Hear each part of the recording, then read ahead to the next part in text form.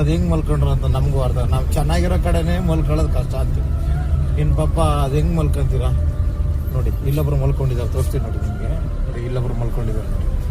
ಈ ಥರ ಮಲ್ಕೊಂಡಿರ್ತಾರೆ. ನೀವು ಅವ್ರಿಗೆ ಹೆಂಗೆ ಇದು ಮಾಡ್ತೀರಾ? ಪಾಪ ಇಲ್ಲಿ ಮಲ್ಕೊಂಡಿದ್ದಾರೆ ನೋಡಿ. ಎಬ್ಬಿಸ್ಬೇಕು, ಎಬ್ಬಿಸ್ಬಿಟ್ಟು ಬರ್ತಾರೆ.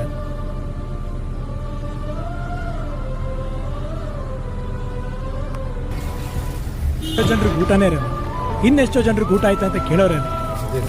ನಾವು ಬದುಕ್ತಿರೋ ಬದುಕು ಎಷ್ಟೋ ಜನರಿಗೆ ಕನಸು. ಇರೋದ್ರೆ ತೃಪ್ತಿಯಾಗಿರ್ಬೇಕು ಚಿಕ್ಕ. ಈ ಥರ ಮಲ್ಕೊಂಡಿರ್ತಾರೆ ಪಾಪ. ಊಟ ಮಾಡಿರಲ್ಲ ಅವರು, ಪಾಪ ಊಟ ಮಾಡಿಲ್ಲ ಅಂತ ಇದ್ದಾರೆ. ಈ ನೋಡಿ ನೋಡಿ ಊಟ ಕೊಟ್ಬಿಟ್ಟು ಇವರಿಗೆ ಕೊಟ್ರೆ ಪಾಪ ನೋಡಿ. ನೋಡಿ ಯಜಮಾನ್ರೆ ಊಟ ಮಾಡಿ, ಖುಷಿ ಆಯ್ತಾ?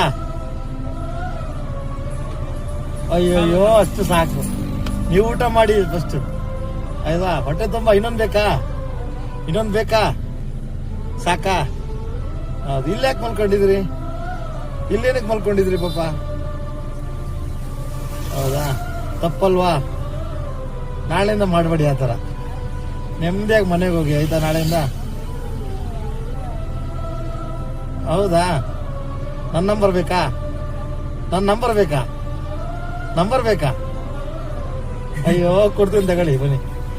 ನಂಬರ್ ಬೇಕಾ ನಂದು? ಕೊಡ್ತೀನಿ ತಗೊಳ್ಳಿ.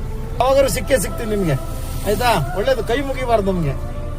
ನಿಮ್ಗೆ ನಾನು ಕೈ ಮುಗಿಬೇಕು, ನೀವು ನನಗಿಂತ ದೊಡ್ಡವರು. ಆಯ್ತು, ಊಟ ಮಾಡಿ ಮಲ್ಕೊಳ್ಳಿ ಯಜಮಾನ್ರೆ. ಊಟ ಮಾಡಿ ಬಿಸಾಕ್ಬಿಡಿ ಆಯ್ತು.